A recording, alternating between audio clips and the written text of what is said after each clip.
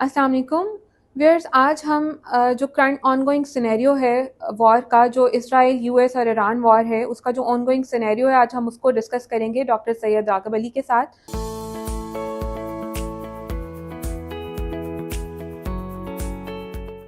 So let's discuss the ongoing scenario. अस्सलाम वालेकुम sir, कैसे हैं वालेकुम आप? सलाम। आप ठीक हैं? जी अल्हम्दुलिल्लाह। सर जी। कैसे हैं आप? सर मेरा आपसे पहला सवाल ये है कि जो अमेरिका है वो बेसिकली मिडिल ईस्ट को कंट्रोल क्यों करना चाहता है? बेसिकली हमें जो समझना चाहिए ना, ये जो वॉर जितनी भी हो रही है, ये जो कॉन्फ्लिक्ट मिडिल ईस्ट के साथ अमेरिका का चल रहा है, इसके पीछे जो बेस लाइन इशू है ना, that is the issue of petro dollars. अब ये पेट्रो डॉलर्स की बात बहुत सारे लोग करते हैं, लेकिन इसकी बेसिकली हकीकत क्या है? व्हाट हैपेंड इज कि वर्ल्ड वॉर सेकंड के बाद अमेरिका जो है वो इमर्ज किया as the leading power of the world. उसके बाद कुछ लोगों ने एक सीक्रेटली एक मीटिंग की न्यू हैम्पशायर में, और उन्होंने ये एक नया सिस्टम दुनिया में लाने की जो है वो डिस्कशन की, जिसके नतीजे में फिर ब्रेटन वुड इंस्टीट्यूट जो है वो इमर्ज कर गए, जो आईएमएफ और वर्ल्ड बैंक होते हैं, to control the economy of the world. उसमें क्या डिसीजन किए गए? उसमें दो तीन इंपॉर्टेंट डिसीजन किए गए। नंबर वन तो उसमें यह किया गया कि जितनी भी दुनिया की करेंसी है उसको पैक कर दिया गया, उसको लिंक कर दिया गया डॉलर से। सही। और डॉलर को लिंक कर दिया गया गोल्ड से। जी बिल्कुल। इसका क्या मतलब है? इसका मतलब ये हुआ कि उन्होंने एक प्राइस डिसाइड कर ली कि $35 पर आउंस ऑफ गोल्ड, ये इक्वालिटी उन्होंने डिसाइड कर ली कि जी $35 अगर आपके पास हैं तो you can buy 1 ounce of gold. तो जितना किसी मुल्क के पास गोल्ड होगा उतनी ही अमाउंट के वो करेंसी अपनी छाप सकता है, और उतनी ही अमाउंट की डेफिनेटली फिर डॉलर छाप सकता था अमेरिका। ये जब हुआ तो उसके बाद फिर अमेरिका का जो डॉलर था उसने कमांड करना शुरू कर दिया बेसिकली ग्लोबल इकोनॉमी को, क्योंकि सारी करेंसीज जो थी उन्होंने उसको अमेरिका के डॉलर के साथ लिंक कर दिया। लेकिन आहिस्ता आहिस्ता ये हुआ कि अमेरिकन जो थे उन्होंने मुख्तलिफ वॉर्स को, मुख्तलिफ इनिशिएटिव्स को फाइनेंस करना शुरू कर दिया जब, तो America needed more dollars than the actual amount of gold they had. यानी उनके पास गोल्ड अगर फर्ज करें 1 kg था तो उनको डॉलर ज्यादा प्रिंट करने पड़ गए, बिकॉज उन्होंने मुख्तलिफ वॉर्स को, मुख्तलिफ कॉन्फ्लिक्ट्स को, मुख्तलिफ इनिशिएटिव्स को, डेवलपमेंटल वर्क्स को अराउंड द ग्लोब उन्होंने फाइनेंस करना पड़ गया। उसका नतीजा ये निकला कि बहुत सारे जो ममालिक जो थे उन्होंने क्वेश्चन करना शुरू कर दिया कि जी ये जितने आप डॉलर छाप रहे हैं तो क्या आपके पास इतना गोल्ड भी है? फॉर इंस्टेंस फ्रांस ने ये डिमांड करना शुरू कर दिया कि डॉलर्स के against they started buying gold of America और अराउंड द वर्ल्ड, कि जी इतने डॉलर दिए और उन्हें गोल्ड खरीदना शुरू कर। उससे ये हुआ कि अमेरिका के अंदर से जो गोल्ड था वो बहुत सारा जो था वो मुख्तलिफ दुनिया में फैलना शुरू हो गया, और अमेरिका से गोल्ड निकलना शुरू हो गया। यानी अमेरिका के पास गोल्ड की जो क्वांटिटी थी वो कम होना शुरू हो गई। इसके नतीजे में ये हुआ कि निक्सन जो प्रेसिडेंट थे अमेरिका के, उन्होंने फिर एक दिन अनाउंस किया कि जी हमने गोल्ड की जो रिलेशनशिप है डॉलर के साथ उसको आज से खत्म कर दिया। ठीक है। उससे एक क्राइसिस सिचुएशन पैदा हो गई। ये दैट हैपेंड इन 1960s कि अब क्या सिस्टम चलेगा? अब डॉलर जो था that became just a piece of paper, कि एक कागज का टुकड़ा रह गया गोल्ड जो डॉलर था, और लोगों का ये क्वेश्चन होना शुरू हो गया कि यार इस कागज के टुकड़े के अगेंस्ट हमने क्या करना है, क्योंकि उसकी एफिलिएशन गोल्ड के साथ खत्म कर दी उन्होंने। अब उसका सिर्फ एक यानी एक गवर्नमेंट गारंटी रह गई सिर्फ, यानी जो डॉलर था उसको it was taken just as a guarantee from the government side.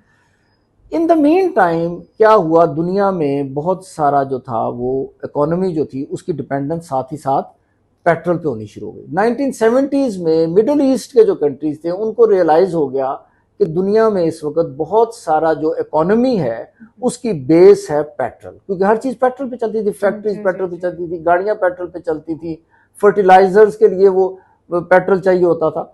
तो पेट्रोल को उन्होंने यूज किया मिडिल ईस्टर्न कंट्रीज ने एज अ वेपन, कि जी वो उन्होंने कहा जी पेट्रोल की प्राइसेस हम इंक्रीज करेंगे, हमारी मर्जी। उससे दुनिया की इकोनॉमी जब आगे पीछे होनी शुरू हुई तो अमेरिका ने एक मीटिंग की सीक्रेटली सऊदी अरब के साथ, और उन्होंने ये डिसाइड किया कि पूरी दुनिया में अगर आप ये करें कि पेट्रोल अगर किसी ने खरीदना है पूरी दुनिया में तो वो सिर्फ डॉलर्स के अगेंस्ट खरीदा जाएगा। तो और अगर जो थी वो डॉलर की पेट्रोल के साथ, गोल्ड से हटके पेट्रोल, तो पेट्रो डॉलर्स का आइडिया जो है that emerged on the international scene, तो पेट्रो डॉलर बन गए। तो अमेरिका ने क्या, अगर आप ये करेंगे, क्योंकि डॉलर की जो कस्टोडियन था वो तो अमेरिका ही था, तो अमेरिका ने कहा कि दुनिया में कहीं भी किसी ने पेट्रोल खरीदना है तो वो डॉलर से खरीदेगा, तो उसका फायदा फिर अमेरिकन को होना था। डेफिनेटली डॉलर अमेरिका ने ही इशू करने थे, तो उसके एवज उन्होंने ये कहा कि जी हम आपको जो स्ट्रेटेजिक जो आपकी जो है ना समझ लें सिक्योरिटी के जो जिम्मेदारी है वो फिर इनडायरेक्टली हम लेंगे, we will provide you the security, because America was the superpower at that times. 1970s में तो अमेरिका सुपर पावर बन चुका था। तो इस एग्रीमेंट के एवज फिर पेट्रो डॉलर जो था वो बेसिकली इमर्ज किया एज अ कॉन्सेप्ट, और अमेरिका की जो डिपेंडेंस है वो पेट्रोल के ऊपर आ गई। अब सारा पेट्रोल जो जितना बिकता है वो सारा डॉलर के जरिए से बिकता है, तो American economy was linked to the petrol, और पेट्रोल का जो एपिसेंटर था पूरे का पूरा जो मेन चंक था that was the Middle Eastern countries. तो इसलिए फिर अमेरिका इस पिछले 50 साल से ये कोशिश कर रहा है कि वो मिडिल ईस्ट को कंट्रोल करके रखे, ताकि ऑयल की जो इकोनॉमी है जिसके ऊपर डॉलर का इन्हिसार है और अमेरिकन इकोनॉमी का इन्हिसार है, वो बेसिकली अपनी इकोनॉमी को सेव करने के लिए उसको कंट्रोल करता रहता है। That is why America wants to control Middle East. So यानी डॉलर को बचाने के लिए जो है वो अमेरिका ने मिडिल ईस्ट को कंट्रोल करने का एक जो है वो जिम्मा उठाया। This is the reason why America wants to control Middle East. अच्छा सर, तो जो अभी रिसेंटली अटैक हुआ है ईरान के ऊपर जो अमेरिका और इसराइल ने किया है, वो मैं पूछना चाहती हूँ कि वो क्यों किया है, मतलब उसका क्या रीजन है? देखिए अमेरिका और इसराइल के अपने अपने रीजन हैं। इसराइल के तो बहुत जो है ना सबको ही पता है कि इसराइल ने क्यों अटैक किया, बिकॉज इसराइल जो है आइडियोलॉजिकली ईरान के अगेंस्ट है और ईरान आइडियोलॉजिकली इसराइल के अगेंस्ट है। तो इसराइल का जो कॉन्सेप्ट है ग्रेटर इसराइल का, उसको पूरा करने में जो सबसे बड़ी रुकावट है इसराइल समझता है कि ईरान है। लेकिन जो ज्यादा इंपॉर्टेंट चीज है जो समझनी हमें चाहिए इस वक्त, जो कम लोगों को पता है और बहुत सारी डिस्कशन में नहीं आ रही, कि अमेरिका ने फिर ईरान पे क्यों अटैक किया। बेसिकली अमेरिका पिछले 50 साल से, जैसे मैंने पहले बताया, कि मिडिल ईस्ट में इस कोशिश में है अमेरिका कि कोई भी कंट्री एज ऑयल हेजेमोन इमर्ज ना कर जाए, यानी ऑयल को कंट्रोल करने की पोजीशन में ना आए। ठीक है, सबसे पहले उन्होंने जब देखा कि सऊदी अरब ये कर सकता, तो सऊदी अरब के साथ उन्होंने एक अरेंजमेंट कर लिया, तो अब Saudi Arab is in having very good relations with America. उसके बाद जो भी कंट्री अमेरिका को लगा कि ये ऑयल को कंट्रोल करने की पोजीशन में आ रहा है, तो उसने उन पे अटैक किया। उसमें आप देखेंगे सऊदी अरब के बाद इजिप्ट के बाद जो है वो इराक के बाद अब कुवैत के बाद अब ईरान। तो जो भी ऑयल हेजेमोन बन के इमर्ज करता है मिडिल ईस्ट में, अमेरिका का वो टारगेट है। तो this is where the American and Israeli interest converged and both attacked America. ये एक सिंपल बेसलाइन रीजन है अमेरिका की इस वॉर में एंटर होने। अच्छा सर, अभी तो अमेरिका और इसराइल ने जो है वो ईरान पे अटैक कर दिया और वो हम काफ़ी दिनों से ये सूरत हाल देख रहे हैं, 27-28 दिनों से। तो अभी जो करंट सिनेरियो है जहाँ पर आकर बात रुकी हुई है वो स्ट्रेट ऑफ हॉर्मुज है। पहले तो मैं चाहूँगी कि आप स्ट्रेट ऑफ हॉर्मुज को थोड़ा सा एक्सप्लेन करें कि व्हाट इट इज़ एक्चुअली, और फिर दूसरा जो इसका फ्यूचर है वो आप क्या देखते हैं? देखिए स्ट्रेट ऑफ हॉर्मुज जो है वो तो अब तकरीबन सबको ही दुनिया में बहुत डिस्कस हो गया कि ये एक बहुत बड़ा चोक पॉइंट है। जी बिल्कुल। चोक पॉइंट इस तरह है कि बहुत नैरो एक स्ट्रिप है जहां से तकरीबन ऑयल की 20% of transportation of global oil वो यहाँ से होकर गुजरती है। और सिर्फ ऑयल नहीं बल्कि फर्टिलाइजर का एक बहुत बड़ा इशू है, और जिसके ऊपर अमेरिका की और बाकी बहुत सारे ममालिक की जो इकोनॉमी है वो डिपेंड करती है। तो फर्टिलाइजर्स भी गुजरते हैं, कमर्शियल वो ट्रांसपोर्टेशन भी होती है, लेकिन मेनली ऑयल का वो ट्रांसपोर्टेशन होती है। और ये इतनी स्ट्रिप है कि एक या दो बहरी जहाज से ज्यादा यहाँ से एट ए टाइम गुजर नहीं सकते। It is in the border line of Iran, in fact यानी ईरान का ये बॉर्डर है। तो ईरान के पास हैज ऑल द राइट कि वो स्ट्रेट ऑफ हॉर्मुज को कंट्रोल कर सके, वहां से उसके ऊपर से वो चार्ज कर सके उसकी ट्रांसपोर्टेशन जो है या पैसेज जो है। जैसे कि जो है जो इजिप्ट है उसके साथ जो उसको सी लगता है, या टर्की में जो बॉस्फोरस है वहां से जितने जहाज गुजरते हैं वो करते हैं तो उनसे वो पैसे लेते हैं। तो ईरान हैज ऑलरेडी राइट्स, लेकिन ईरान ने ये कभी यूज नहीं किया था। अब क्या हुआ इशू जो कि immediate issue Current emerge issue जो है है, वो जी ये हो गया है कि ईरान अब वहां पर पैसे ले रहा है, उसके चार्ज कर रहा है। और ये कहा जा रहा है रिपोर्टेडली कि पिछले जब से ईरान ने इसको बंद किया है और ईरान इसको चार्ज कर रहा है तो तकरीबन 1.5 बिलियन डॉलर तक ईरान इस वक्त अर्न कर चुका है आउट ऑफ दैट पैसेज जो जहाज गुजार रहा है जी वहां। बिल्कुल। और उसमें जो ईरान जो है ना वो इंटरेस्टिंगली डॉलर की बजाय अब उसमें यॉन में ले रहा है पैसे, चाइनीज यॉन में ले रहा है। तो अब वो जो पैसे सारे हैं वो चाइनीज बैंक्स में सुना है कि वो डिपॉजिट भी करवा रहा है।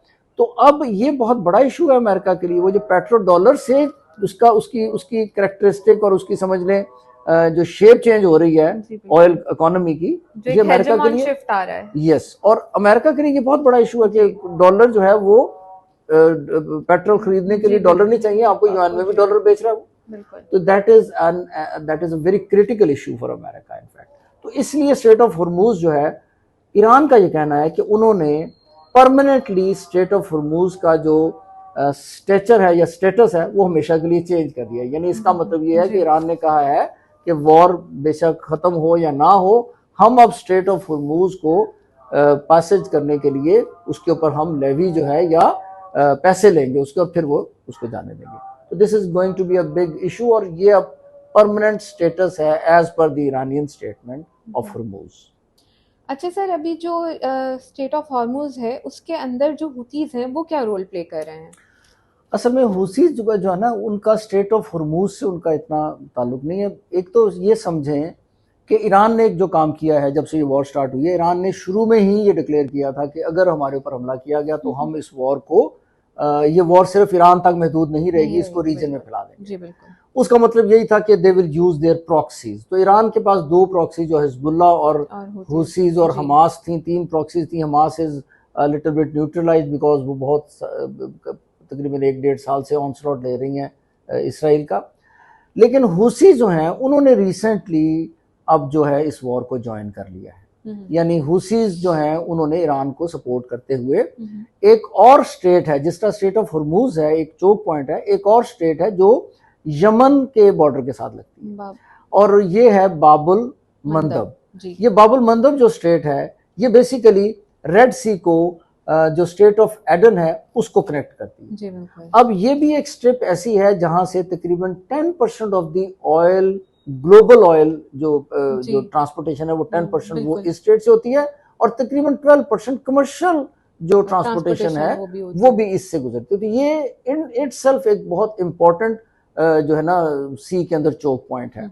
अब हुसी जो है वो क्योंकि जो नॉर्थ वेस्टर्न बॉर्डर है रेड सी के साथ वहां पर यमन है, तो यमन में हुसीज वहां पे बैठे हुए हैं। तो हुसीज के लिए भी बड़ा इजी है, जिस तरह ईरान के लिए इजी है उसको कंट्रोल करा, हुसीज के लिए इजी है कि वो इस स्ट्रिप को कंट्रोल करें।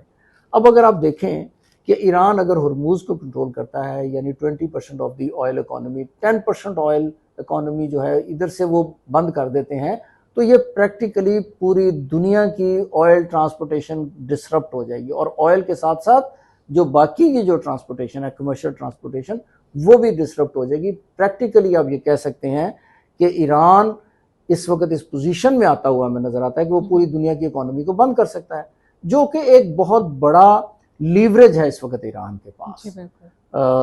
ये एट अ टाइम लीवरेज भी है और एट अ टाइम ये वेस्टर्न पावर्स के लिए, इसराइल के लिए, अमेरिका के लिए स्पेशली एक बहुत बड़ा चैलेंज भी है। तो सर अभी जो ये करंट वॉर सिनेरियो चल रहा है इसका जो मुस्तकबिल है वो आप क्या देखते हैं, और ये जंग जो है ये हमें कब तक ख़त्म होती हुई नज़र आती है, और ये जंग ख़त्म होती हुई नज़र भी आ रही है या ये मज़ीद जो है वो हालात ख़राब होने की तरफ जा रहे हैं? तो इस चीज़ पे भी थोड़ा देखें जी, situation is very critical. Situation क्यों क्रिटिकल है?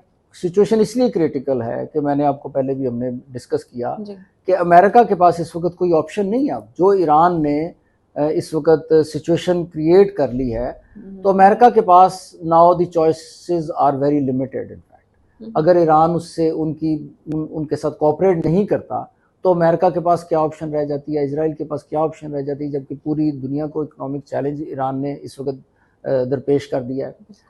तो उस हवाले से देखा जाए तो सिचुएशन इज़ वेरी क्रिटिकल, क्योंकि अमेरिका फिर डेस्परेशन में और उसमें आकर अगर उनको जिस तरह की बातचीत की जा रही है कि foot on ground in Iran की तरफ जाना पड़ेगा, तो ये एक बहुत ही अनफॉर्चुनेट और बहुत सारे लोग इसको ब्लड बाथ कह रहे हैं, बहुत सारे लोग इसको कह रहे हैं कि ये थर्ड वर्ल्ड वॉर की तरफ चली जाएगी ये चीज़।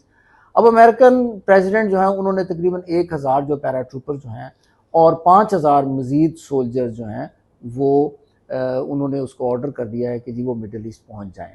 और बहुत सारे लोग ये कह रहे हैं कि ये जो इस वक्त निगोशिएशंस की बातचीत चल रही है, या अमेरिका जो है वो कह रहा है कि जी हमने 15 पॉइंट्स भेजे हैं, ईरान ने 5 पॉइंट्स भेजे हैं, तो ये बेसिकली स्मोक स्क्रीन ट्रंप साहब ने क्रिएट किया। और ट्रंप साहब का ये पीछे बैकग्राउंड भी इस तरह का है कि 2 दफा पहले निगोशिएशंस के दौरान ही इसराइल ने या अमेरिका ने अटैक कर दिया। तो प्रोबेबली बहुत सारे लोग जो एक्सपेक्ट कर रहे हैं कि America is now bent upon sending the troops and soldiers on the Iranian land.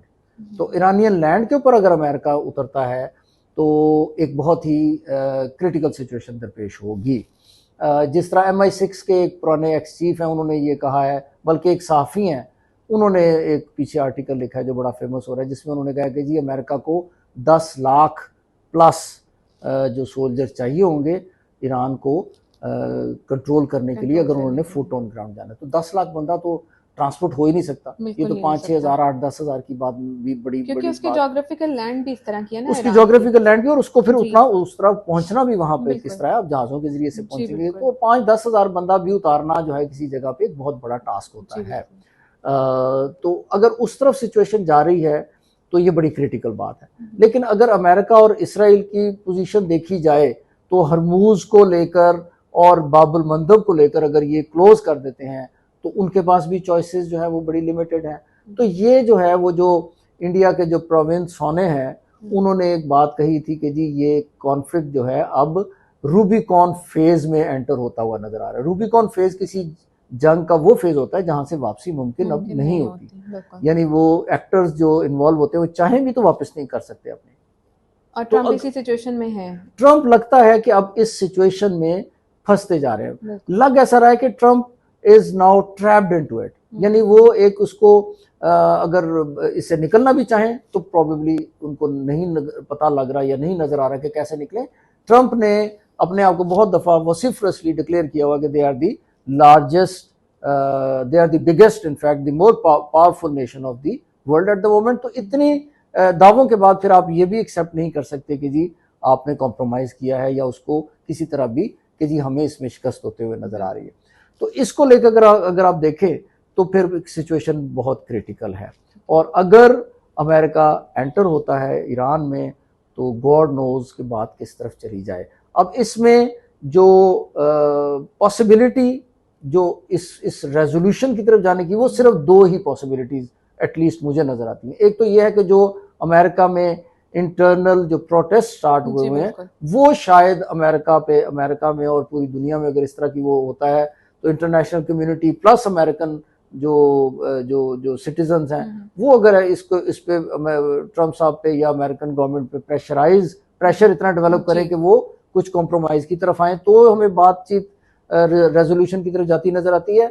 और दूसरी जो सिचुएशन है वो ये है कि जो पाकिस्तान में निगोशिएशंस का आगाज हुआ है, एक जो 4 कंट्रीज सऊदी अरब, इजिप्ट, टर्की और पाकिस्तान उन्होंने मिलकर एक आगाज किया है। इस इनिशिएटिव को एक्सपैंड किया जाए और ममालिक इसमें शामिल हों और फिर ईरान और अमेरिका को किसी तरह कॉम्प्रोमाइज की तरफ लाया जाए और टेबल टॉक्स की तरफ लाया जाए। ये मुझे लगता है कि सिर्फ 2 ऐसी चीजें हैं कि जिसमें जाकर शायद ये रेजोल्यूशन की तरफ जाए।